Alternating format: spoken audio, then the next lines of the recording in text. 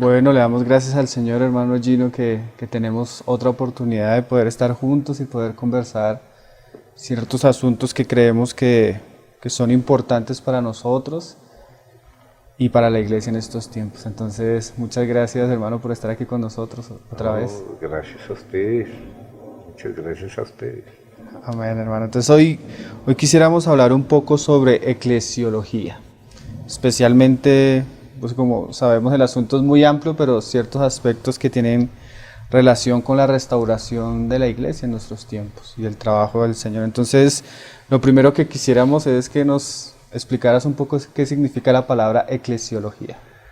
Sí, eclesiología, como lo dicen las dos raíces, eclesía y logos, quiere decir la palabra o el tratado acerca de la iglesia, la eclesía, los llamados por el Señor para formar su asamblea, la asamblea del reino del Señor.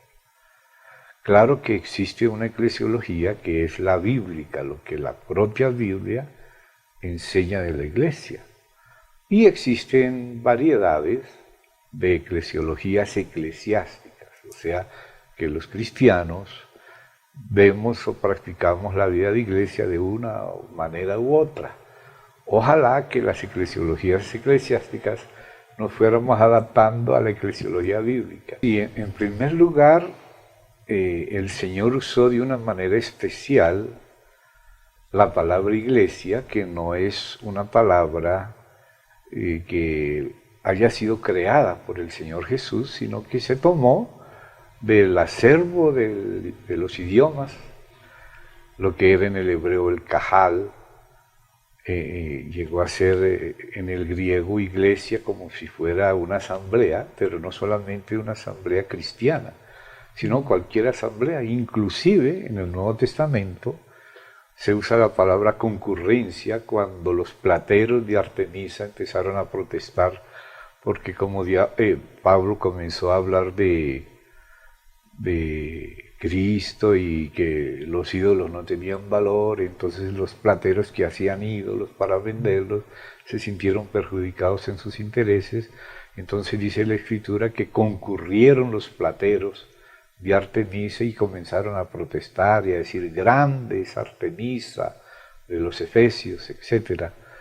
Entonces esa palabra concurrencia, si tú vas al original en Hechos de los Apóstoles en griego, es también iglesia.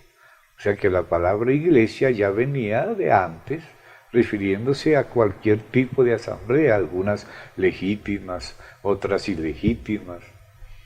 Y el Señor tomó esa palabra para la asamblea que es de Él, la del reino suyo, la de los que Él llamó hacia sí.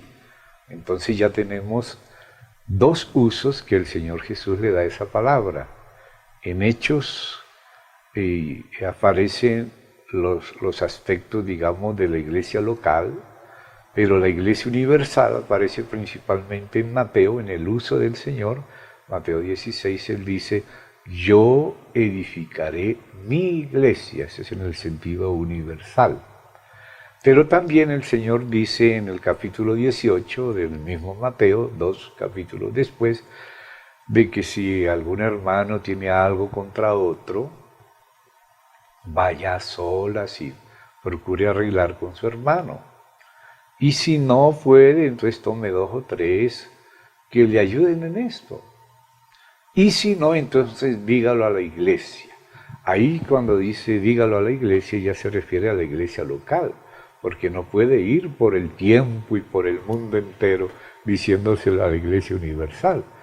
Ahí se refiere a la iglesia en la localidad, como aparece en Hechos, en 1 Corintios, en Apocalipsis, las 7 iglesias que están en Asia. Ahí el Señor usa el plural iglesias, refiriéndose a la iglesia de cada lugar, como la iglesia de Jerusalén, o en Antioquía, o en Éfeso, o en Esmirna. Entonces ahí vemos ese doble uso que el Señor le da a la palabra iglesia. Incluso hay versículos que hablan de la iglesia en la casa, solo que las veces que aparece la iglesia en la casa no es una iglesia diferente a la iglesia de la ciudad. La iglesia en la casa de Ninfas es la misma iglesia en la Odisea. o la iglesia en la casa de Aquila y Priscila, a veces era cuando estaban en Roma, o a veces en Corinto, o a veces en Éfeso. Entonces aparece la palabra iglesia. En casa de Filemón era la iglesia de los colosenses. Entonces el Señor usa en la Biblia la palabra iglesia en el sentido universal, una, y en el sentido local también una en cada localidad. Entonces el Señor es el primero que empieza a usar de esa manera particularmente cristiana y cristocéntrica esa palabra iglesia, que era una palabra común para asamblea.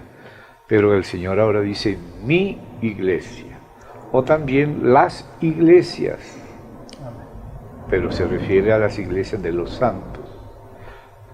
Entonces, o las iglesias que están entre los gentiles, o las iglesias de Judea, o las de Acaya, y en fin. Entonces esa palabra iglesia tiene la raíz ek, iglesia de kletos, o llamamiento, o sea, los llamados a salir del mundo, que son los que forman una asamblea, en el caso del Señor, la de Él, la asamblea de Él. Amén. Amén, hermano. Cuando el Señor dice que Él iba a edificar su iglesia, nosotros lo vemos en la historia. Exactamente. Entonces tú nos puedes como contar un poco cómo se ha desarrollado el proceso de la historia de la iglesia. O sea que detrás de la edificación de la iglesia ha estado la mano del Señor. Así como en la Escritura hay profecía acerca de Dios mismo. Yahvé será uno y uno su nombre. Profecía acerca de Cristo, cantidades, tanto para su primera venida como para la segunda. Profecías acerca del Espíritu Santo. Profecías acerca de Israel, acerca de los gentiles, acerca de los ángeles. ¿Cómo no habría también profecía acerca de la iglesia, siendo algo tan cercano al misterio de Cristo? Entonces, también hay profecías acerca de la iglesia, y todo el libro de Apocalipsis es una profecía. Entonces ahí podemos leer de las 7 iglesias que están en Asia, que fueron iglesias históricas, pero iglesias históricas usadas también en un contexto profético. Y además de eso, también lo que el Señor le dice a una iglesia particular, y a la vez alegóricamente le habla a un periodo de la iglesia donde prevalece lo que en esa iglesia particular histórica prevaleció, y el Señor lo trató, ya sea reforzando lo bueno, corrigiendo lo errado, como el sumo sacerdote tenía que usar la tijerita llamada despabiladera para que el candelero esté alumbrando delante del Padre. Entonces así vemos que también después que el Señor Jesús habla a la iglesia histórica y a lo que esa iglesia histórica representa proféticamente, también después viene el Espíritu Santo y dice: el que tiene oído, oiga lo que el Espíritu dice a las iglesias.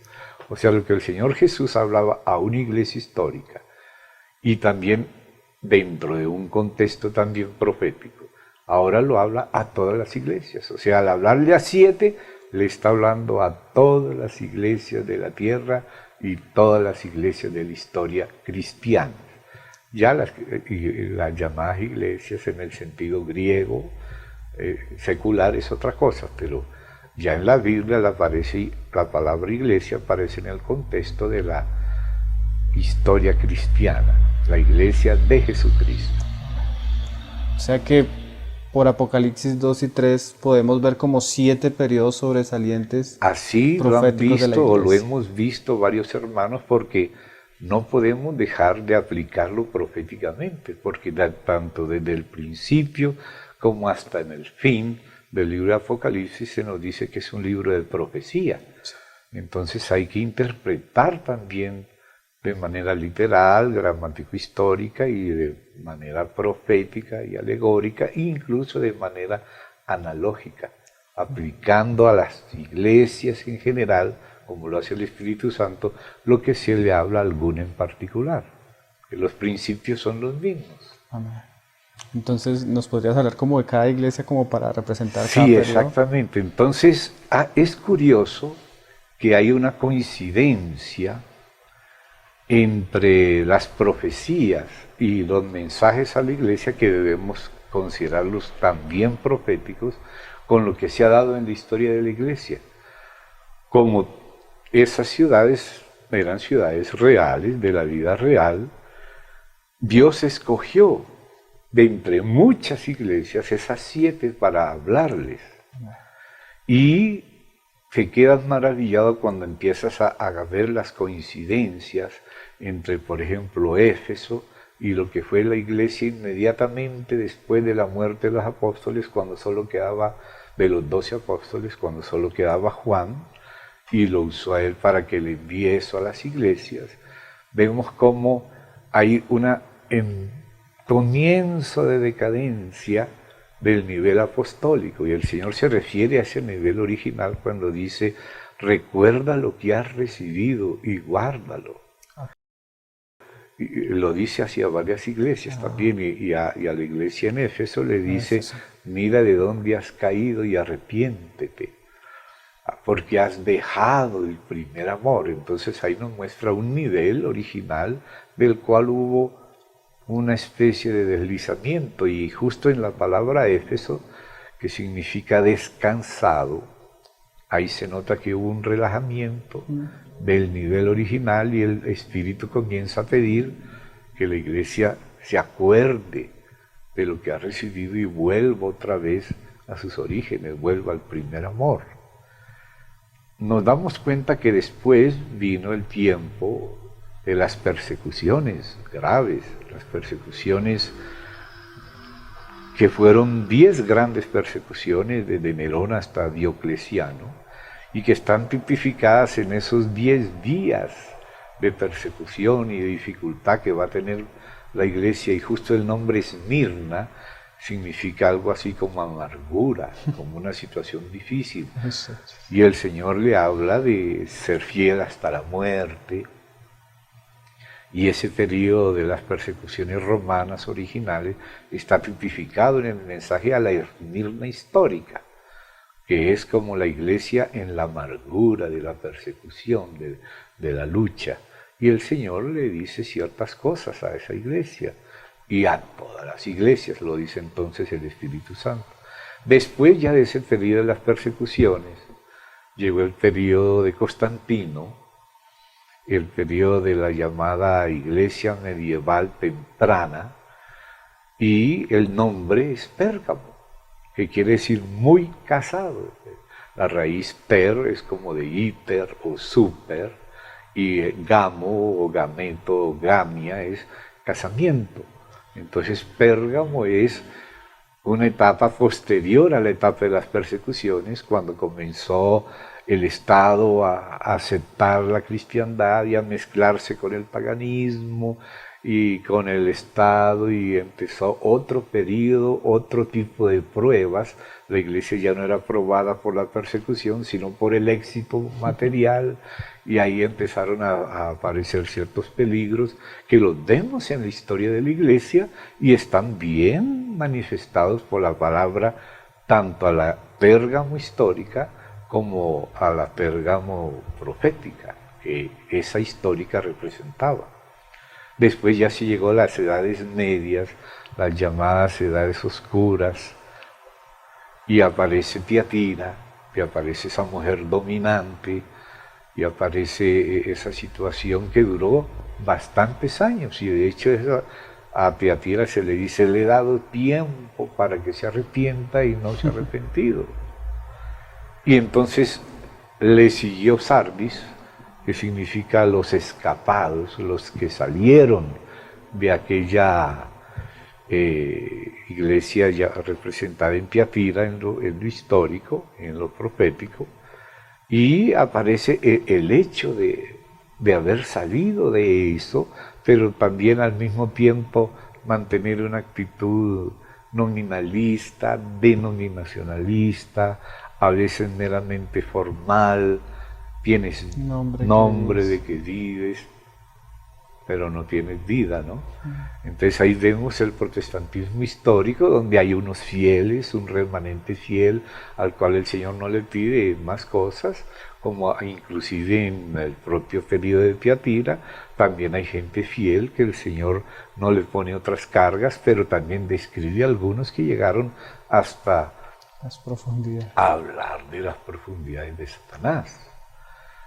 Luego, ya superando ese periodo nominalista, denominacionalista, se empieza a ver el cuerpo de Cristo, porque es que no solamente el Señor iba revelando progresivamente y edificando progresivamente, sino que aún la misma visión de Dios, la visión de Cristo, la visión del Espíritu, la visión de la expiación, la visión de la salvación por la fe, todos eran fundamentos necesarios para poder entender en su realidad más íntima la Iglesia.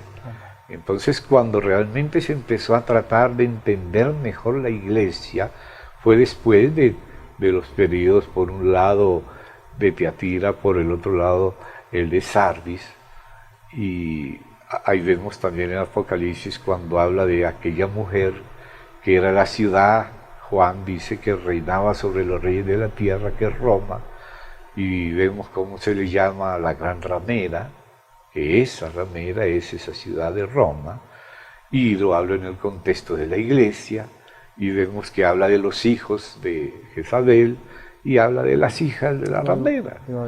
Y sin embargo a toda esa Babilonia se le reconoce que entre Babilonia mismo hay hijos verdaderos, pero que deben seguir ciertas instrucciones para no participar de los pecados del desvío y no tener que participar también de parte de las plagas. Entonces el periodo de Filadelfia nos muestra una superación del sentido divisivo, del sentido sectario, buscando reconocer a la Iglesia única del Señor, tanto en el aspecto universal como en el aspecto local. Pero lógicamente a esas dos iglesias, Esmirna y Filadelfia, el Señor no le hace reparos, a otras sí. Y esas ciudades, ya no solo las iglesias históricas, sino sus propias ciudades, fueron derruidas.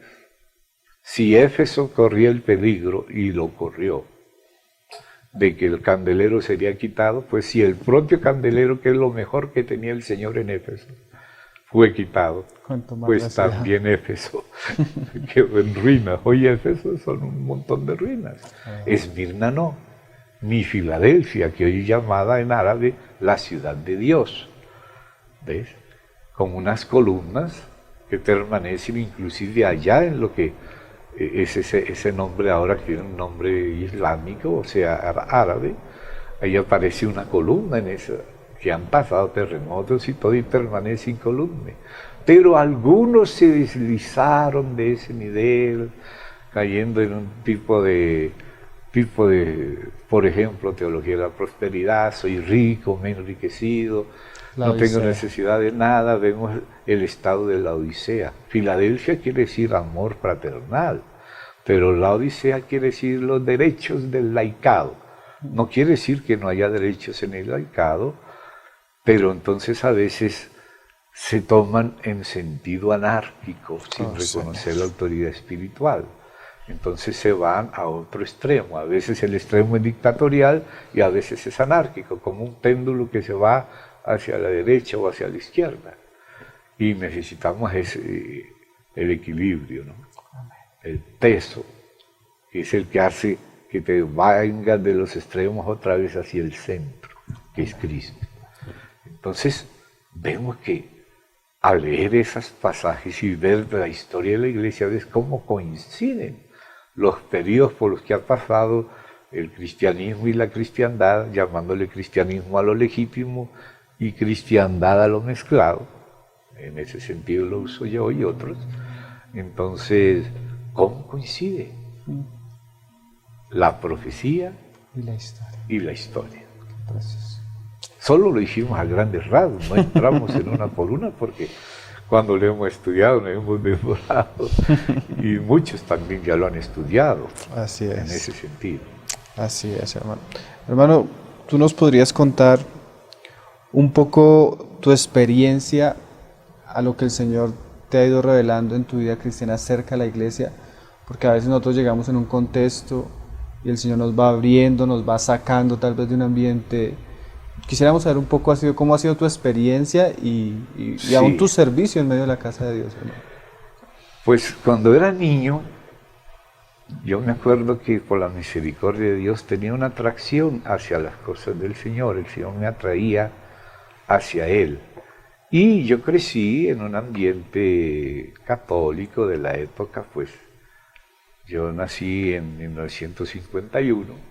Sucedió que nací en una época donde la familia era nominalmente católica, inclusive tenía personas tías que eran monjas y todo, primos, sacerdotes católicos. Yo mismo cuando era niño, mi mamá me decía que Dios hablaba, que el Papa hablaba con Dios. Entonces yo quería ser papa, pero no para ser jefe, sino para hablar con Dios. Ahora sin necesidad de ser papa. Gracias a Dios puedo hablar con el Señor y Él también conmigo. Pero yo de niño pensaba como que el que hablaba con Dios era el papa, esa era la enseñanza de mamá. Entonces por eso yo quería ser papa, para poder hablar con Dios, no para otra cosa, no entendía muchas cosas. Pero bueno, en el colegio había una materia que era historia de la iglesia. Y yo me acuerdo que cuando el sacerdote Palacios, que nos daba esas clases, cuando estudié en el Colegio Santo Tomás de Aquino en Bogotá, que era de los dominicos, me gustaba la primera parte de la historia de la iglesia, la parte de los mártires. Esa parte me parecía muy preciosa de niño. Y después me entristecía cuando oía que había llegado Constantino y que se habían mezclado y empezaba una cosa inmensa, pero que no era como el origen. Me sentía entristecido, yo no sabía por qué. Era algo como en mi interior sin saber por qué, porque era la historia normal. Después pasó un tiempo en que terminé el bachillerato, ya desde antes de terminarlo, desde el tercero del bachillerato,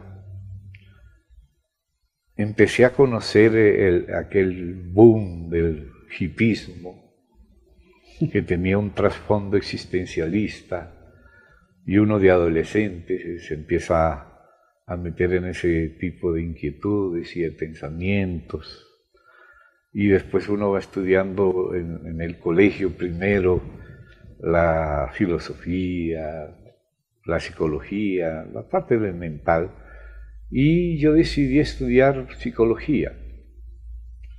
Primero, cuando era más pequeño, quería estudiar psiquiatría. Primero ser sacerdote, después ser psiquiatra.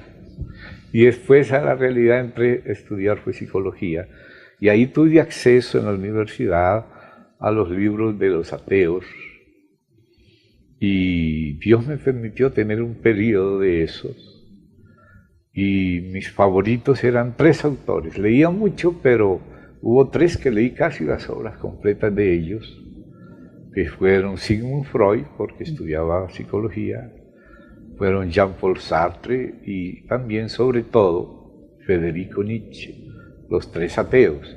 Y eso era lo que yo leía, y Dios permitió que yo pasara unos añitos, por ahí desde los 16 años hasta los 19 años, leyendo y leyendo y leyendo en una búsqueda. Y después, en medio de esa búsqueda, tuve también algunas experiencias casi como de muerte clínica, de ida al otro lado y de vuelta, que me cambiaron todo el pensamiento filosófico, y ahí me di cuenta que los fundadores de religiones tenían más razón y más visión, aunque con equivocaciones, que los filósofos y los psiquiatras y psicoanalistas ateos. Y ahí comencé a interesarme por el aspecto de la religión, pero en general. Y lógicamente los prejuicios que yo traía contra el cristianismo de parte de Nietzsche, de Sartre y de Freud. A raíz de esas experiencias que tuve, Dios comenzó a quitarme esos prejuicios y a permitirme considerar ese aspecto. Entonces incluí entre los fundadores de religiones a Jesús, como Mahoma, como Ramakrishna o Krishnamurti, o cualquiera de esos fundadores antiguos y los modernos, Maharishi, un montón de cosas. Y bueno, en medio de ese proceso y considerando esas cosas mientras estudiaba psicología, Jung ya es más abierto a considerar la religión. Freud la consideraba solo como una obsesión.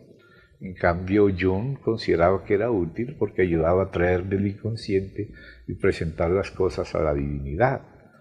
Y en fin, estudiando eso comencé a leer de toda clase de libros religiosos, a practicar yoga y todo eso, pero también incluía a Jesús en la galería, perdónenme hoy el Señor, en ese tiempo uno no sabía nada, Dios le estaba buscando a uno y piensa que es uno el que busca a Dios. Puede ser también por su gracia. De todas maneras empecé a leer, y en la medida que leía de todo y practicaba una mezcla de todo, sin embargo, por el propio peso de la persona del Señor Jesús y el propio peso de la Biblia, yo dije, voy a leer la Biblia, que es un bestseller, lo leí como por cultura general, pero ya en la lectura de la Biblia y en la consideración de Jesucristo según la Biblia, porque hay otros puntos de vista acerca de Jesucristo, pero hay el de la Biblia, el de los apóstoles. Ahí el propio peso de la personalidad del Señor Jesús, quién era Él, su enseñanza, y el propio peso de la propia Biblia frente a otros libros, y yo leía bastante. Ahí me di cuenta que sin darme cuenta poco a poco me sorprendí que me fui volviendo cristiano, viniendo de ese ateísmo nietzscheano, sartreano, freudiano, me fui volviendo cristiano y yo decía, pero ¿estoy creyendo?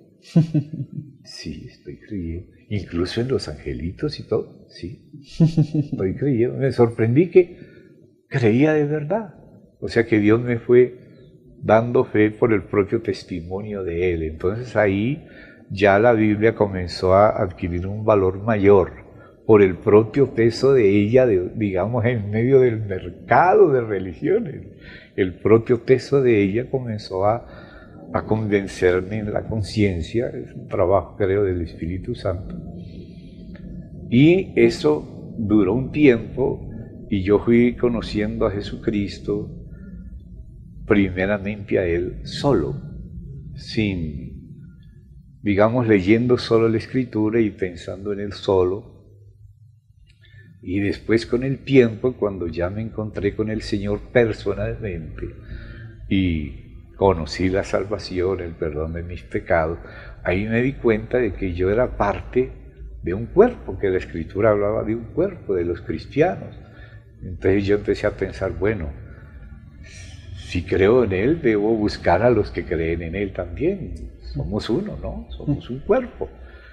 Y si ya no hay más cristianos como estos que estoy leyendo aquí en la Biblia, como los apóstoles de la iglesia primitiva, el cristianismo de la Biblia, si no hay, hay que empezar otra vez de nuevo. Pero si lo hay, tengo que encontrarlos y unirme a ellos. Ese fue el resultado. Inclusive Dios esperó que yo lo conozca primero a Él directamente por las Escrituras, para luego, a través de ese conocimiento del Señor y de la Biblia, por el Espíritu Santo, la obra de Él quiso hacerlo así conmigo, pudiera conocer después su iglesia. Pero claro que mirando externamente con el ojo natural, iglesia tal, iglesia cual, un montón de nombres y algunos muy bonitos, pero con contenidos feos, y otros que uno no entendía, pero que al fin eran gente más clara. Por ejemplo, yo vi a la iglesia de Jesucristo, de los santos de los últimos días. Qué nombre lindo, pero después resultaba unas cosas raras de José Smith que no decían con el Nuevo Testamento. Y después había otros que tenían nombres que pentecostal, o que metodista, que presbiteriano. Yo no sabía ni qué era eso, nuevito. Yo tenía 19 años. Entonces ahí comencé a orar acerca de la iglesia y a pedirle al Señor que Él me hiciera conocer su iglesia y que Él fuera el que me enseñara Y así sucedieron cosas que no es el momento de decirlas porque perderíamos tiempo en esto y tenemos que ir a lo esencial. El Señor me permitió conocer cristianos bíblicos, cristianos que se centraban en el Señor Jesús, en la Escritura, y que tenían una visión abierta acerca de la iglesia, o sea que eran personas que no eran sectarias de decir yo soy de tal o cual denominación, sino que creían que la iglesia del Señor era una, y entonces yo me sentí que por fin estaba entre los cristianos que yo le había pedido al Señor. Eran hermanos que habían en su tiempo pasado por denominaciones y habían empezado a ver la iglesia como algo más allá de lo meramente denominacional. Entonces ya conocí a los hermanos y me empecé a relacionar con hermanos que habían venido de diferentes contextos religiosos separados para empezar a ver que somos un solo cuerpo, pero no confundiendo la unidad en Cristo del único cuerpo con el ecumenismo de las religiones o de los sistemas. Era algo espiritual. Entonces ahí empecé a ver la iglesia con otros ojos, empecé a encontrar mis hermanos en muchos lugares, inclusive en sistemas y otros saliendo de ellos, pero encontrándonos en Cristo y en la palabra. Y algunos que tú sabes que son hijos de Dios, que todavía están quemando etapas, pero que son hijos de Dios. En Apocalipsis el Señor, aún hablando de Babilonia, del misterio Babilonia, Él dice que Él tiene hijos suyos, pueblo suyo dentro de Babilonia. Dice, salid de ella, pueblo mío. O sea que el Señor tiene gente que está en un sistema, que tiene cosas mezcladas, que el Señor no aprueba, pero que son verdaderos hijos y corren el peligro de mezclarse con lo que no es puro y entonces recibir parte de la corrección. Y entonces le dice, salid de ella, pueblo mío.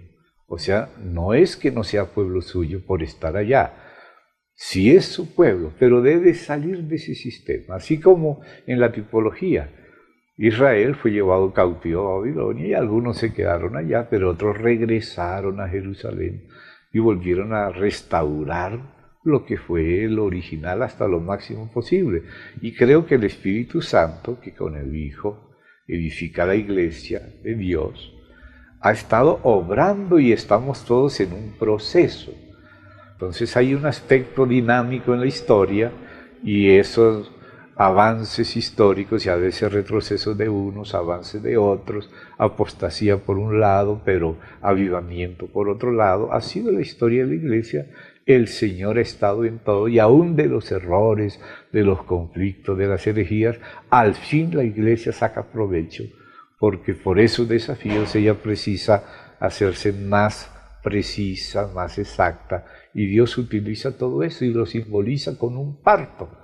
Es como la mujer que está de parto, el hijo varón formándose en la mujer, hasta que todos lleguemos a la unidad de la fe y del conocimiento del Hijo de Dios, a la estatura del varón perfecto. Amén. Entonces eso explica que la iglesia es peregrina y que siempre se va reformando en el sentido de Cristo formándose cada vez más en la iglesia y Cristo dándonos una respuesta para todos los desafíos que ya estaban previstos, que la iglesia pasara por todos esos desafíos, los cuales han sido útiles, incluso los problemas han sido útiles porque han llevado a que se busque en Cristo una respuesta y una solución, y la edificación es siempre un poco más de Cristo, una visión cada vez más lúcida, más clara de Cristo, y la iglesia es el cuerpo de Cristo.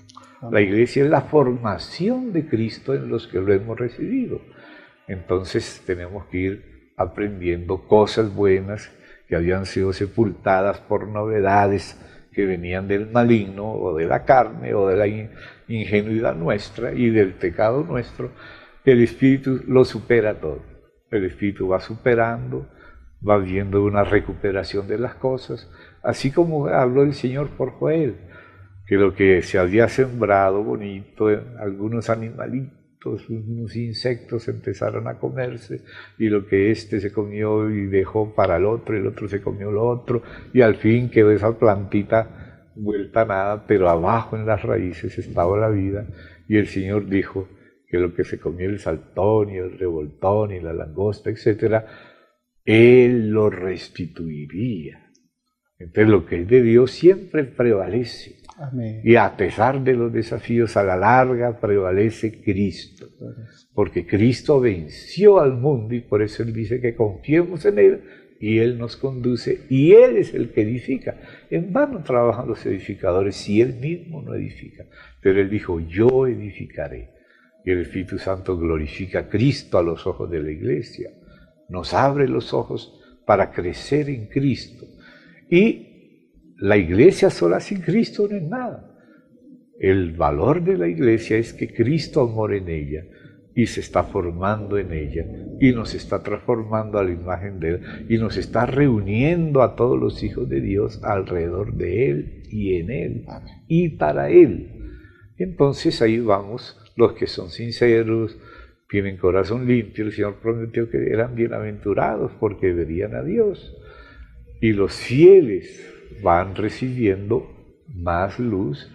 Claro que cada poquito de luz tiene la resistencia de las tinieblas, hasta de nosotros mismos que somos religiosos. A veces resistimos la luz, pero el Señor prevalece aún sobre la religiosidad y muestra la diferencia entre la vida del Espíritu y lo que es meramente religiosidad humana. Hermano, y en medio de este proceso, ¿te encontraste con alguna literatura, con algunos hermanos que te tocaron, te marcaron en estos aspectos? Sí, claro, tengo que ser muy agradecido al Señor por eso.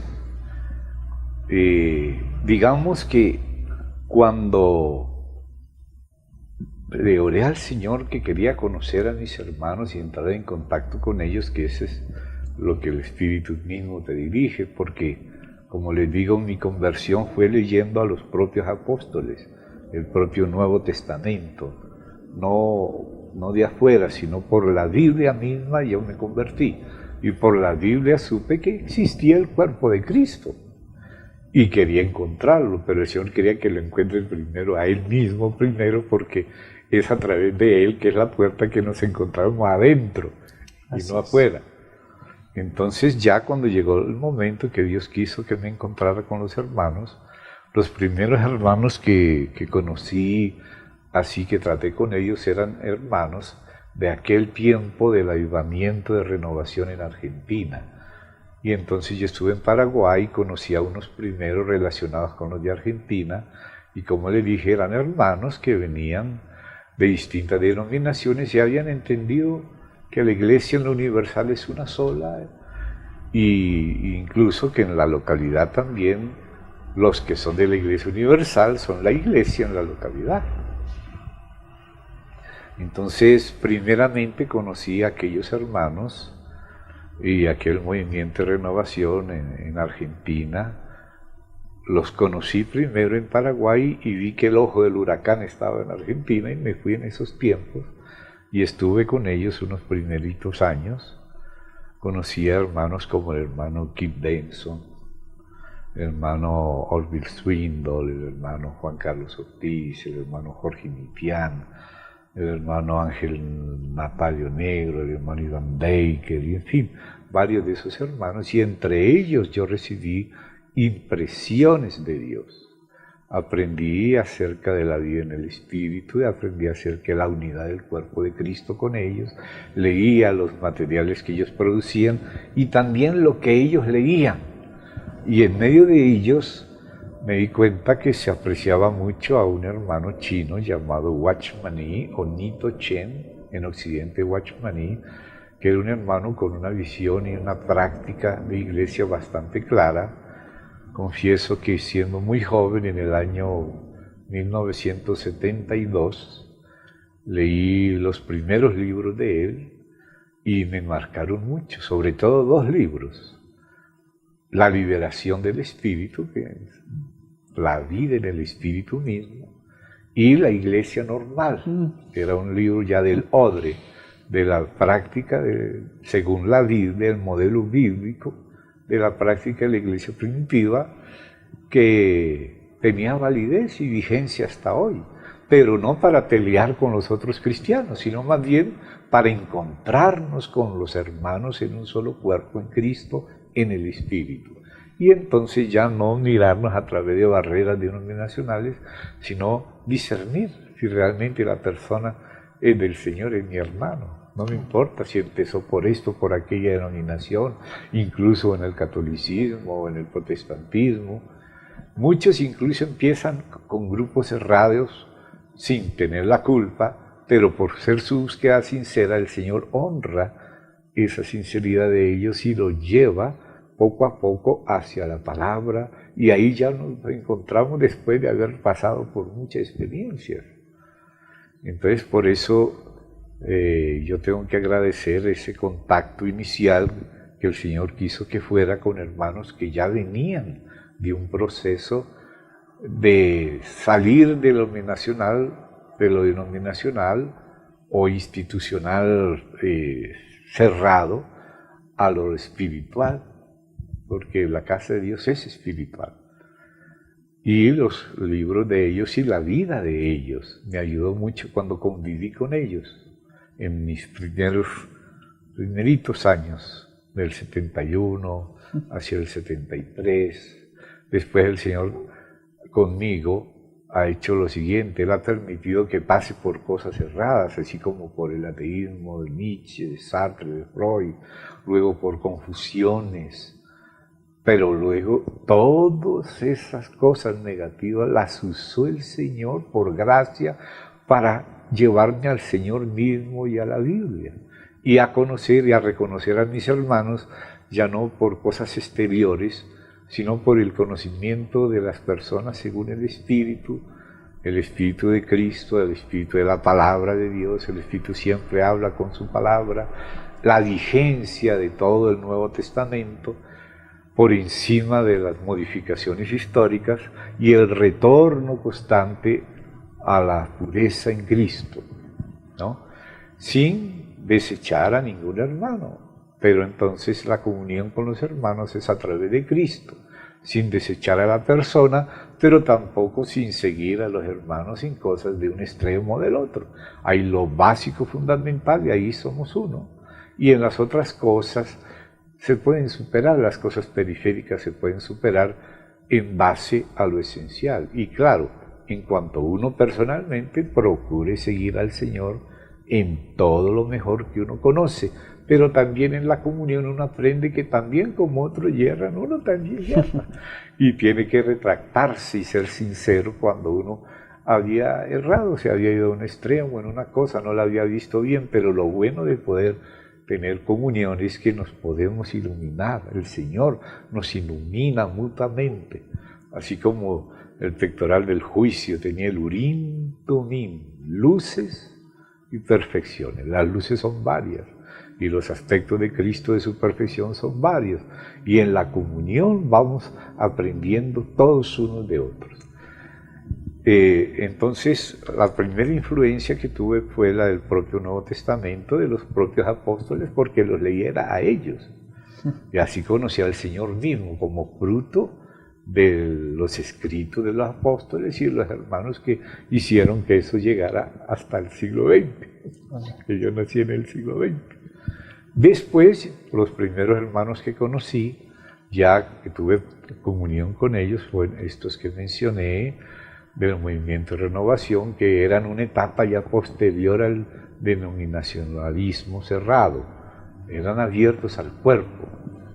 Entonces esa fue una influencia que considero benéfica.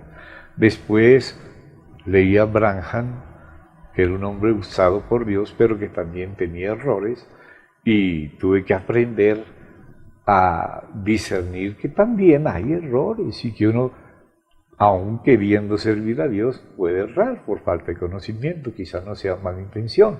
Y después hay que también retener lo bueno y abstenerse de lo malo, y corregirse y retractarse y seguir aprendiendo. Ya cuando pasé otra vez del branjamismo y tuve que retractarme de lo que consideré errado, incluso públicamente y por escrito, entonces Dios permitió que aquello que había estado aprendiendo con lo que se movía, como en la hoguerita de aquel avivamiento, los escritos de Watchmaní, otros hermanos también, Ediciones Hebrón, de Jofredo Raulen en Argentina, San Ignacio Misiones, publicó muchos libros útiles de Watchmaní, de Martin Lloyd-Jones, de Isabel Kuhn, de Stephen Kahn, de Alex Mottier y otros hermanos, también abiertos al cuerpo. También Dios usó cuando el conflicto que se creó en mí entre la manera como presentaba la iglesia Branham y Watchmaní, porque uno era bien inclusivo, pero el otro era bien antidenominacional. Entonces me hizo buscar al Señor de lo más profundo que podía para que Él me explicase más claramente el asunto de la iglesia. Y justo cuando hice esa oración y oré de todo corazón, esa misma semana visité una librería en Puerto Iguazú, Argentina, cerca de las cataratas del Iguazú. Y resulta que había en un rincón de esa librería una exposición de tarjetas de cumpleaños, de aniversario, ¿no? De matrimonio y todo eso. Y me di cuenta que detrás de eso se había caído un librito. Y estaba como guardado para mí ese librito allá en el polvo. Pero al mirar encontré ese librito y lo recogí y lo compré. ¿Sabe cuál era el librito? ¿Qué es la iglesia? De Martin Lloyd-Jones, un siervo de Dios muy connotado de Inglaterra. Y entonces ahí él empezaba a hablar sobre qué era la iglesia. Y ese librito hacía parte de una colección mayor, de una exposición que hizo el hermano de la epístola a los Efesios.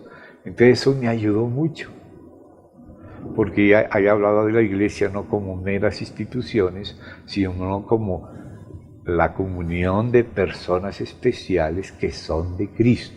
Qué precioso. Y después, entonces, tuve esa influencia en Martin Lloyd-Jones, aunque no en todos los aspectos me parece muy calvinista en un sentido. Él era de la línea de Whitefield, George Whitefield. Entonces, de todas maneras, después el Señor como que me hizo como de buscar un equilibrio bíblico entre un aspecto y el otro, y saqué creo que lo bueno de uno y del otro, aunque no digo que haya terminado el proceso, estamos de parto todavía, pero ahí vamos. Después entonces volví otra vez a leer, después de haber leído Branham y retractado de Branham, volví otra vez a valorar a Watchmaní, y los escritos de él influyeron bastante en mí. Aunque no quiere decir que en todas las cosas yo pienso igual que él, pero lo respeto mucho a él. Después conocí a otros hermanos que tenían relación con él.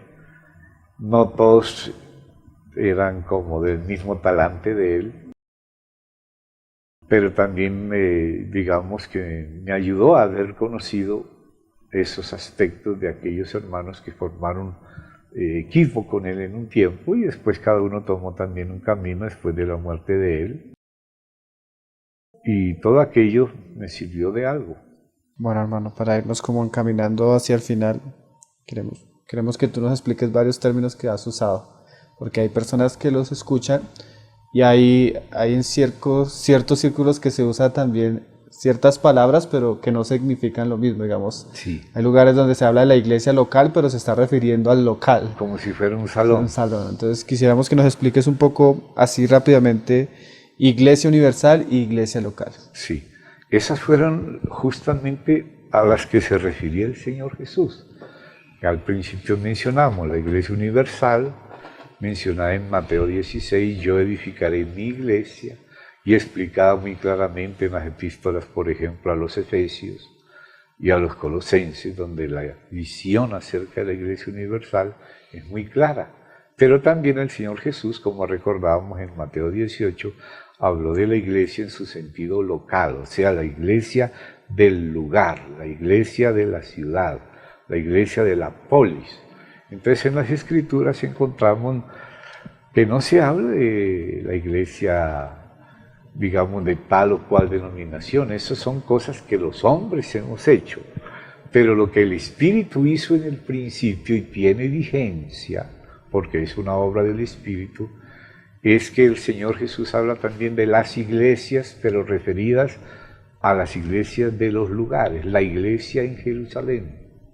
O sea, la iglesia es una sola, universalmente hablando, que incluye a todos los hijos e hijas de Dios verdaderos, que son los que han sido recibidos al Señor como el Salvador, el Hijo de Dios, resucitado de los muertos, después de una muerte expiatoria, y nos compró con su sangre, nos regeneró con su espíritu, nos bautizó en un cuerpo y nacimos dentro de la iglesia, no institucional externa, sino el organismo espiritual de la vida de Cristo, el cuerpo de Cristo. Entonces nacimos dentro de la iglesia, no vamos a afiliarnos por medio de unirnos a una organización, sino que al nacer de nuevo, nacimos dentro de la iglesia y ahí adentro nos encontramos todos los que nacimos de nuevo, que tenemos el mismo espíritu y que estamos abiertos a todos los hermanos y que los que no son hermanos luchamos para que lo sean,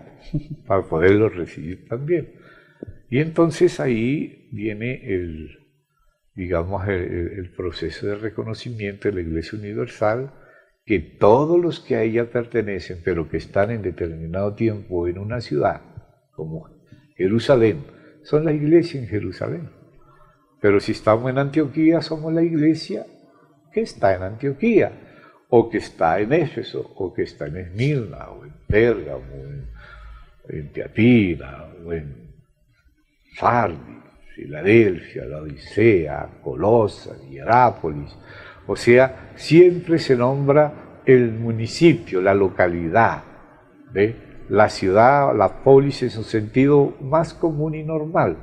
Ya en el caso de una metrópoli que está formada por varios municipios, pues cada uno, porque no vemos en la Biblia iglesias distritales o provinciales o nacionales o continentales. Eso en el lenguaje de los cristianos está, de algunos, pero no en el lenguaje de la Biblia.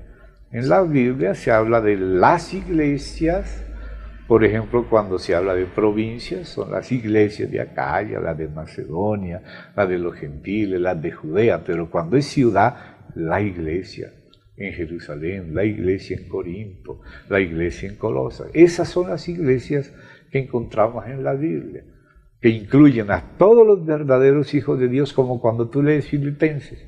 Ahí encuentras lo que es una iglesia local, normal, bíblica. ¿Qué dice Pablo? Pablo y Timoteo, a todos los santos que están en Cristo Jesús, en tal ciudad, que en ese caso era Filipos, con los obispos y diáconos. Entonces tú ves la suma de todos los hijos de Dios que están en la ciudad, si no es Filipo es Colosas, si no es Colosas es Jerusalén o Antioquía o cualquier ciudad antigua, puede ser donde cada uno de los que está viendo este programa vive. Ahí hay cristianos verdaderos y todos ellos somos la iglesia del Señor Jesús, parte de la universal, pero que está en esa específica localidad. Entonces somos la iglesia en esa localidad. La iglesia en Filipos, en Colosas o en cualquier municipio de los normales, ¿no? Cuando se trata de casos metropolitanos de unión de varios municipios juntos en una tremenda urbe, pero hay de todas maneras los límites locales. Algunos les llaman localidades, otros les llaman comunas, pero tienen su propia autoridad, su propia jurisdicción, sus propios límites, sus propias autoridades. Entonces es la iglesia en ese específico municipio, o población, o aldea, o localidad cuando se trata de una polis dentro de una metrópolis mayor. Entonces la iglesia es universal y también es local. Por eso Jesús habla de la iglesia suya y de las iglesias. de Dios, ¿no? Entonces, eso es lo que la Biblia nos habla. Eso es lo que podríamos decir la eclesiología bíblica, exegéticamente distinguida, que lógicamente ella nos sirve para, a la luz de ella, evaluar las eclesiologías eclesiásticas que tienen algo de la Biblia y algo del hombre y de su propia historia particular, y que lo del hombre muda, lo único que no muda es la palabra del Señor. La palabra del Señor es la misma. Y claro que la iglesia crece y pasa por distintos estados, pero el Espíritu Santo siempre te va a encaminar a lo bíblico y espiritual. Entonces, por eso la iglesia en lo exterior siempre se está reformando, en la medida que va entendiendo al Señor y la palabra y la conveniencia de lo que el Espíritu dejó ejemplarmente para nosotros en la Biblia. Entonces aprendemos y nos vamos encaminando y el Espíritu Santo va organizando la iglesia, que es más que una organización. La iglesia es el organismo vivo de la vida divina, la de Cristo.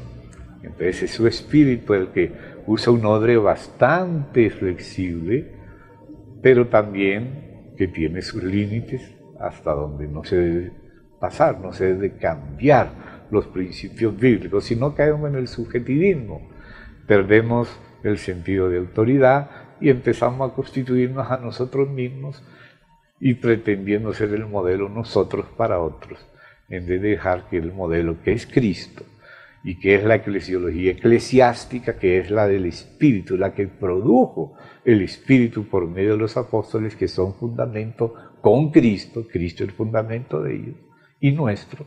Entonces debemos procurar comprender la iglesia a la luz del Espíritu con los términos de la Biblia y ajustarnos a ella. En la medida que la iglesia se va entendiendo más, se va ajustando más, hay una eclesiología bíblica cada vez más rica, más exacta, más viva, menos legalista, menos de estructura rígida según la carne, porque la iglesia es una realidad espiritual primeramente, pero lógico que también tiene su estructura inspirada por el Señor, tiene la jurisdicción de la ciudad, la iglesia en la localidad, tiene la inclusión de todos los santos en Cristo, reconoce los ancianos o los obispos, que en la Biblia es la misma cosa, los diáconos y cada testimonio particular de cada candelero.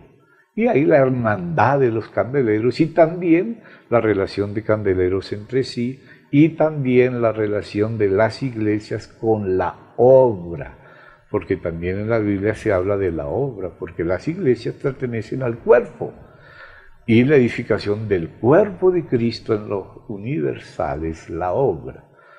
Es la obra del Señor, como dice y en Hechos, apartadme a Bernabé y a Saulo para la obra a que los he llamado. Y después de hacer la obra regresaron de la obra que habían cumplido.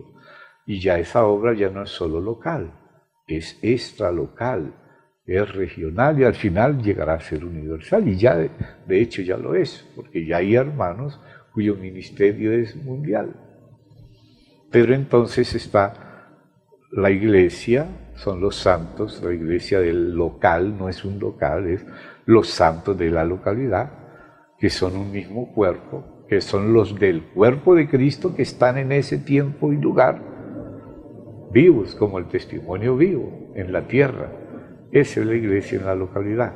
Pero también hay los miembros del cuerpo de Cristo itinerantes, enviados por el Señor, que no son solamente los ancianos de una localidad, sino como los apóstoles, como Pedro, como Juan, como Pablo, Bernabé, que eran itinerantes y también con sus compañeros como Tito, como Timoteo, como Lucas, en fin, trabajando en un aspecto regional y cada vez ampliándose más.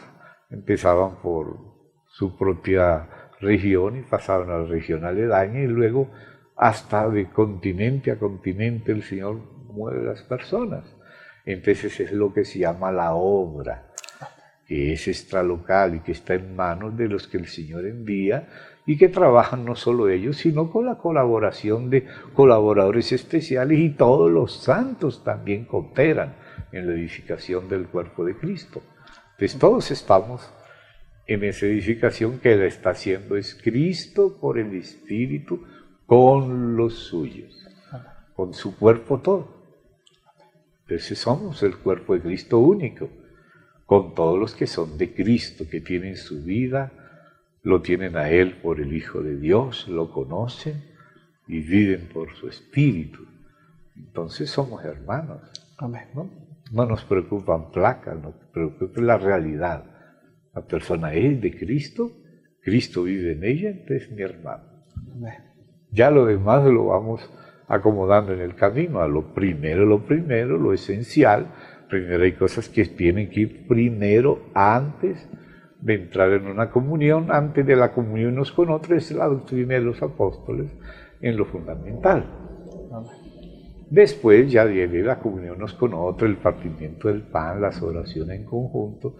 Si nos hemos encontrado en Cristo, nos reconocemos, nos damos la diestra de comunión, equipos con equipos, como lo hizo los apóstoles Jacobo, Cefas y Juan, con Pablo, Bernabé y Tito, y así.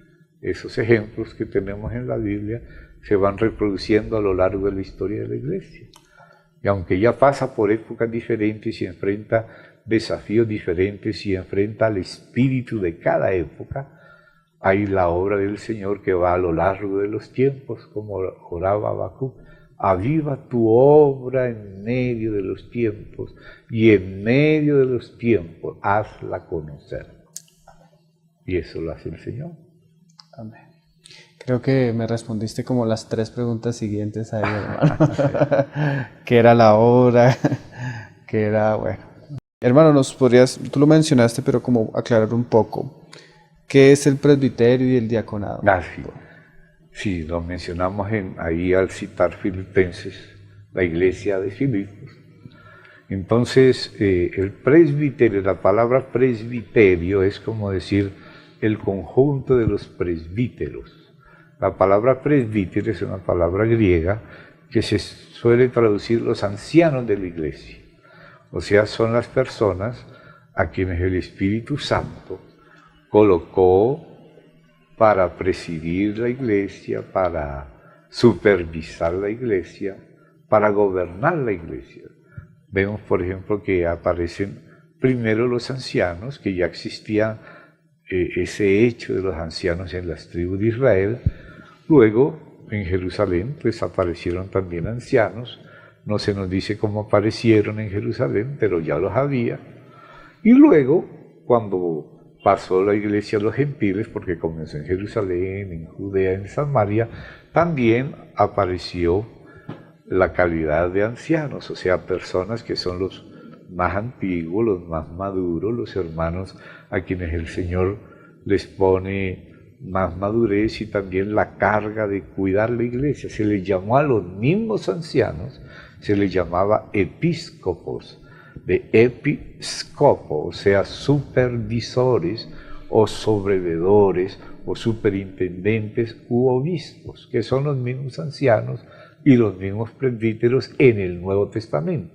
Luego, históricamente, hubo esa eclesiología eclesiástica que se fue separando un poco de la bíblica por varios motivos, pero de todas maneras siempre el espíritu en los movimientos de avivamiento y de reforma quería volver a retornar a las cosas del principio. Entonces el presbiterio es la suma de aquellos hermanos a quienes el Señor puso con mayor madurez en la iglesia para apacentar a los santos, para enseñarle, para supervisar las cosas, para proteger la iglesia y muchos otros asuntos que están bien definidos en la Biblia.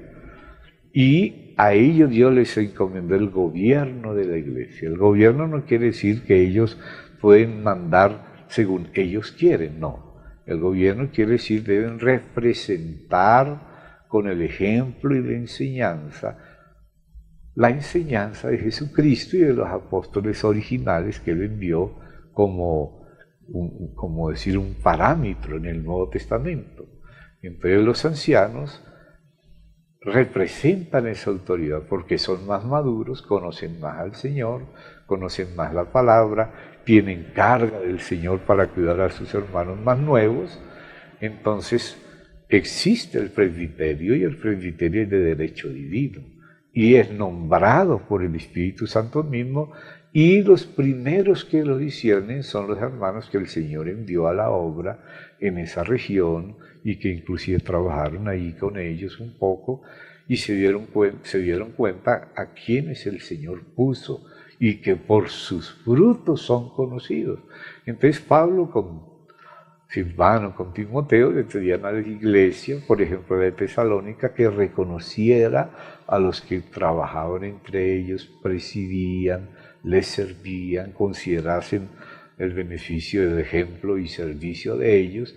Entonces, los obreros de la obra enseñan a las iglesias a reconocer a los ancianos que surgen por el Espíritu Santo entre ellos, y luego los mismos obreros que son los que han estado desde el principio juntos, que han visto el desenvolvimiento de ellos, expresan ese reconocimiento ya no solo a nivel local, sino a nivel del cuerpo de Cristo. ¿Ve? Y entonces entramos en la comunión del Espíritu Santo, la comunión apostólica, como dice Juan, no solo él, sino con ellos. Juan hablando no solo a nombre personal, dice que tengáis comunión con nosotros, y nuestra comunión verdaderamente es con el Padre. Entonces hay una comunión que los apóstoles tienen con el Padre y con el Hijo, y con el Padre mediante el Hijo y el Espíritu. Entonces las iglesias tenemos comunión también con los apóstoles, que es la comunión que ellos tienen con el Padre y con el Hijo en el Espíritu Santo, y entramos en la misma comunión a nivel ya del cuerpo de Cristo, primero local, pero como no somos los únicos ni los primeros, otros nos han precedido, nos vamos reconociendo unos a otros. Y también los equipos apostólicos con los que el Señor ha trabajado, de pronto por voluntad de Dios se encuentran. Ya llevaban 14 años trabajando Pablo con Bernabé, con Tito y los demás, pero el Espíritu les movió a ir a conversar con Jacobo, Cefas y Juan, que habían sido apóstoles antes que ellos, y ahí se reconocieron mutuamente la gracia que Dios les había dado, se dieron la diestra de comunión, así como las cortinas del tabernáculo se iban uniendo unas con otras, entrelazando hasta que todas juntas formaban la tienda del Señor. Entonces Dios está uniendo a todos los equipos unos con otros en un reconocimiento mutuo, donde el Espíritu Santo te hace reconocer su obrar en los otros, y ellos también reconocen el obrar de ellos con nosotros, porque somos entre todos. En guaraní tenemos dos palabras para nosotros: oré y ñandé. Una quiere decir nosotros sin ustedes, y la otra quiere decir nosotros con vosotros. Entonces primero empieza nosotros solitos aquí, pero después el Señor dice no, esta tela tienen que entrelazarla con esta otra, y esta otra, 5 por acá, 5 por acá, y la plenitud, el número 10 de la plenitud, el cuerpo, forma la tienda.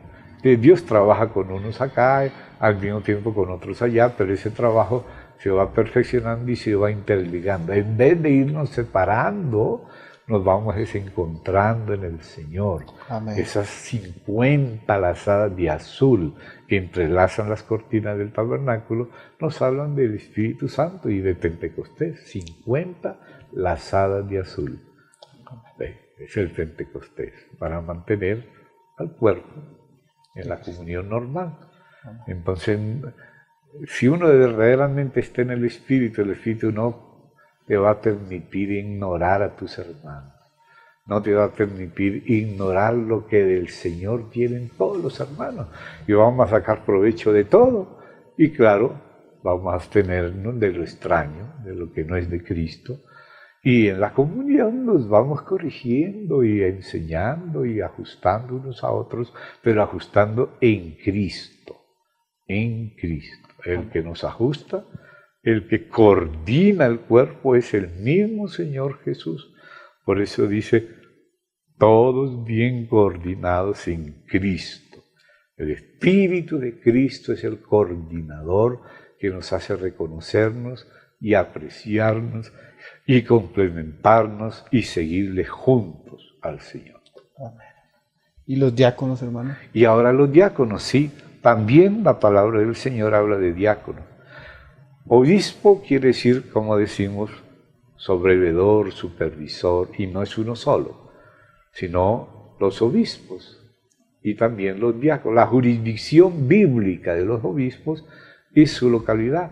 El conjunto de ellos son el presbiterio, pero también hay un conjunto de diáconos o servidores en los aspectos materiales de la iglesia, porque la iglesia tiene que tratar asuntos materiales, porque no somos espíritus gloriosos. Sí, tenemos espíritu regenerado, pero estamos todavía en la tierra, tenemos cuerpos todavía de humillación y no glorificados, necesitamos comer, vestirnos, y no solo unos tienen esas necesidades, los pobres, los ancianos, las viudas, los huérfanos. Entonces la iglesia atiende también a las necesidades materiales, y entonces a las mesas, y hay otras necesidades, los trabajos prácticos de la iglesia.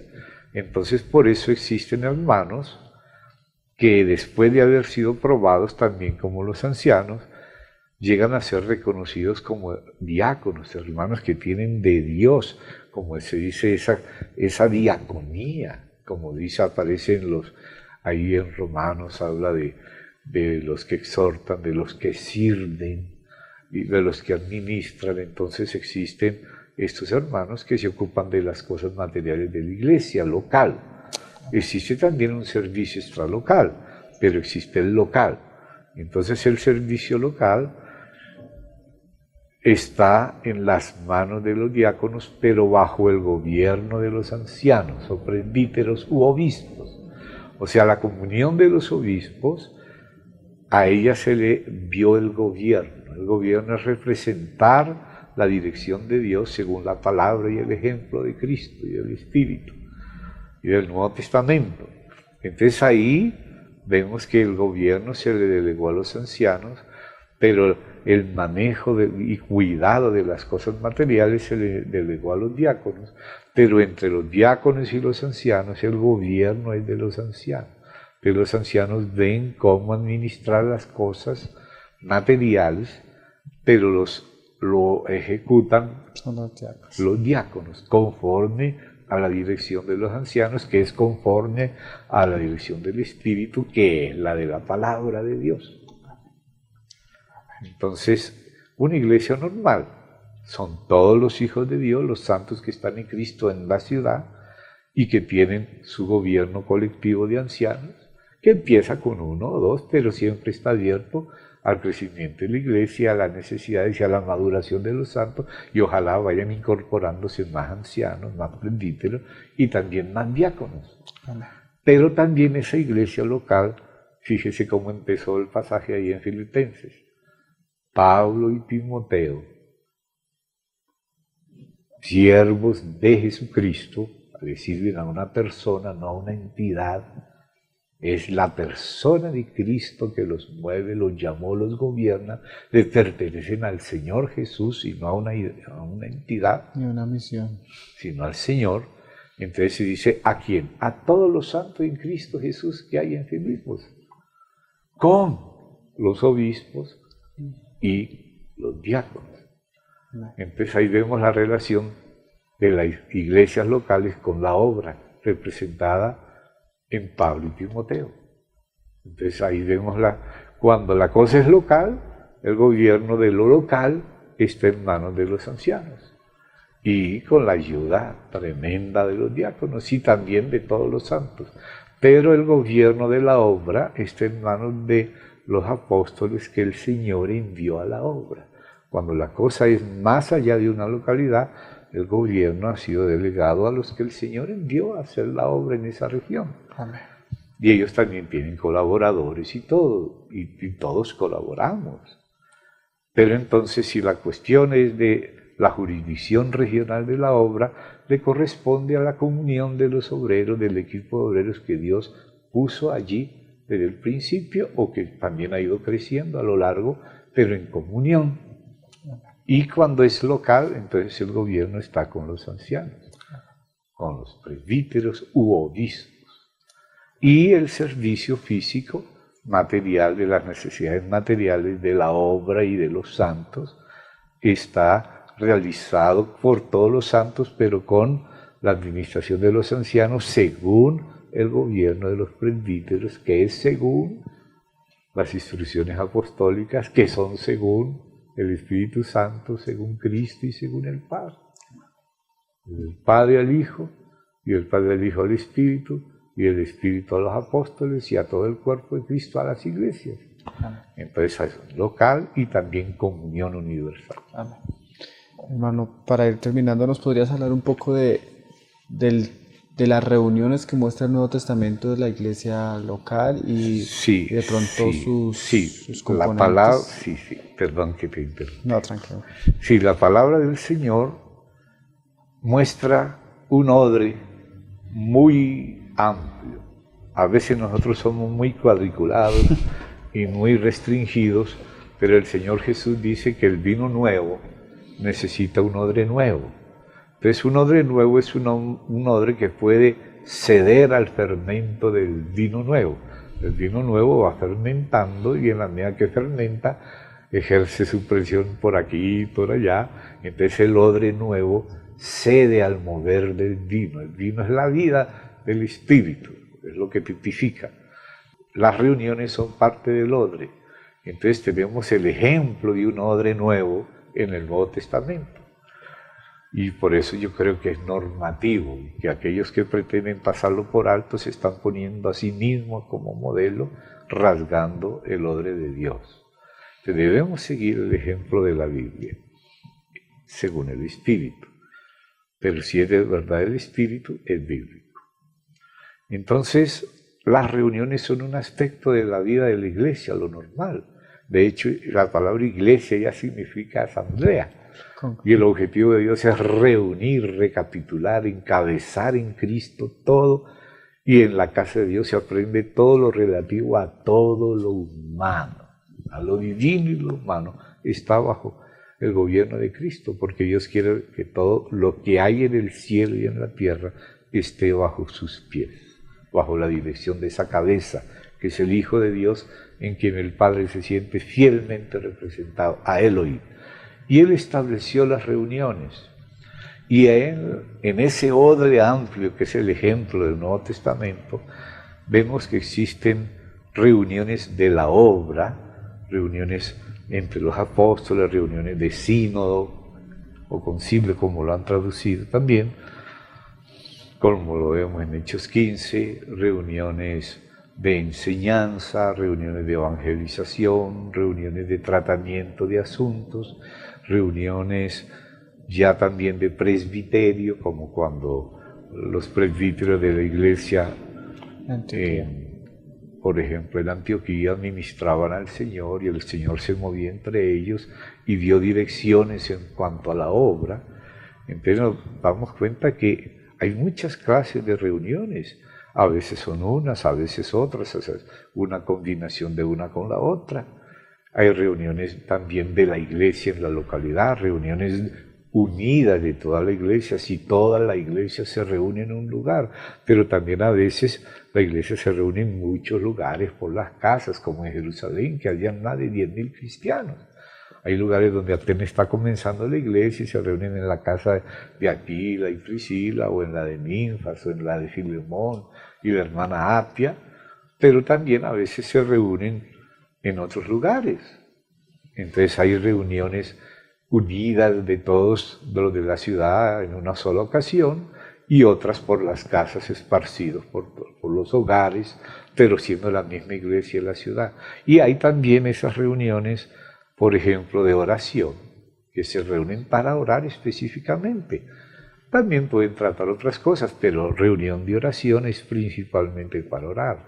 Hay también reunión para lectura de la palabra, se reunían y leían la palabra entre todos y la comentaban entre todos, reuniones de mutualidad donde se ejercen los dones, cada uno tiene de esta manera, de la otra, reuniones de partir el pan, reuniones de ágape para comer juntos, reuniones para tratar asuntos, inclusive reunidos vosotros y mi espíritu para ejercer una disciplina, tratar una situación desordenada, se tiene que haber una reunión, a veces del presbiterio, de los hermanos de estima, o de los más nuevos, y si a veces se tiene que prestar un servicio a los niños, aunque ellos tienen su parte en la iglesia, los jóvenes tienen su parte en la iglesia, pero puede haber algo de los jóvenes, y algo de niños, y algo de las damas, algo de los ancianos, en fin, pero también la de todos, es decir, tiene que haber equilibrio entre las reuniones grandes y en las menores. Si solo los jóvenes van a la reunión de jóvenes, parece que no fuera la iglesia, porque la iglesia son todos los de Cristo, con los viejitos y con los nuevitos y los maduros y los apenas bebés recién nacidos, pero también es bueno que los jóvenes tengan lo suyo, pero para eso hay supervisores, o sea, ninguna reunión ni de adultos, ni de jóvenes, ni de damas, ni de niños, debe hacerse sin la supervisión y gobierno que el Señor estableció. Amén, hermano Gino, este tema está muy Precioso, interesante, damos precioso. gracias al Señor. Ya para despedirnos, hermano, ¿nos podrías decir tres nombres de libros tuyos que traten este tema para que los hermanos tal vez puedan ir a consultarlos por internet o para que puedan como profundizar en estos asuntos que nos has compartido hoy? Sí, recogimos en un volumen varios de las enseñanzas sobre la iglesia, sobre la obra y documentos también colectivos entre hermanos, y uno de ellos se llama Asuntos Eclesiológicos, que tiene esas consideraciones acerca de la iglesia, acerca del discernimiento del cuerpo de Cristo, acerca de la relación de Cristo, del Espíritu, de las Escrituras, de la Iglesia, incluso de la tradición, y otros escritos y documentos relativos a eso. Entonces ese libro está a disposición de los hermanos que si se comunican quizá con el canal que está presentando estos testimonios y estas entrevistas, se pueden conseguir. También se puede bajar el PDF. Asuntos Eclesiológicos es uno. Hay otro que se llama Edificando a la Iglesia, donde se ven estos principios de la comunión del Espíritu Santo, la unidad del Espíritu, la unidad de la fe y del conocimiento del Hijo de Dios, el asunto de la Iglesia universal, de la Iglesia en la localidad, el asunto de lo que es necesario en la Iglesia en la localidad, y también el asunto de la obra del Señor y de la relación de la obra con las iglesias, de las iglesias entre sí, y de otros asuntos ya más periféricos, pero que también atañen con la vida práctica de la iglesia. Entonces, esas cosas están también reunidas en otro libro que tiene ese título, Edificando a la Iglesia. Pero sugeriría otros libros de otros hermanos. Por ejemplo, el hermano Washmani tiene un libro que ve la parte espiritual de la casa de Dios, y ese libro es un libro que se llama, en ese momento me olvido el nombre exacto, pero es La realidad del cuerpo de Cristo, que muestra el aspecto espiritual interior del cuerpo. Y también tiene la iglesia gloriosa, y también tiene los aspectos prácticos, la iglesia normal o la vida normal de la iglesia cristiana, las pláticas adicionales sobre eso, y otros complementarios, los asuntos de la iglesia, que son del hermano Washmani, que han sido muy útiles si se toman en el espíritu. Él dice cómo hay que tomar esos libros y cómo no, y lo dice él mismo, ¿no? Para no convertir en una cuestión cuadriculada, desligada del Espíritu, porque la iglesia es la expresión del Espíritu de Cristo de manera espiritual y verdadera.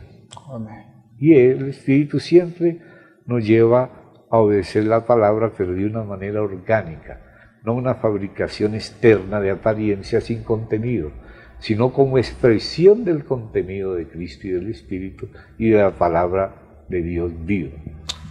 Entonces, eso es el librito que les conté de Martin Lloyd-Jones, que es la iglesia, muy útil, y otros también, pero basta por acá, mientras tanto. Yo añadiría el de casa y sacerdocio, hermano. La casa y el sacerdocio ya es tipología del cuerpo de Cristo, porque todo lo que Dios está haciendo hoy ya estaba tipificado antes. Tanto la casa y el sacerdocio, que tienen que ver con el tiempo patriarcal y luego con el tabernáculo, y luego también el templo de Dios, que pasa hacia el periodo de David y Salomón, y se sigue tratando después hasta con el milenio y la Nueva Jerusalén. Pero bueno, hay que empezar por lo primero. Bueno, hermano, damos gracias al Señor por este momento y a ti por apartar este tiempo para estar con nosotros. Gracias a ustedes por la invitación. Amén.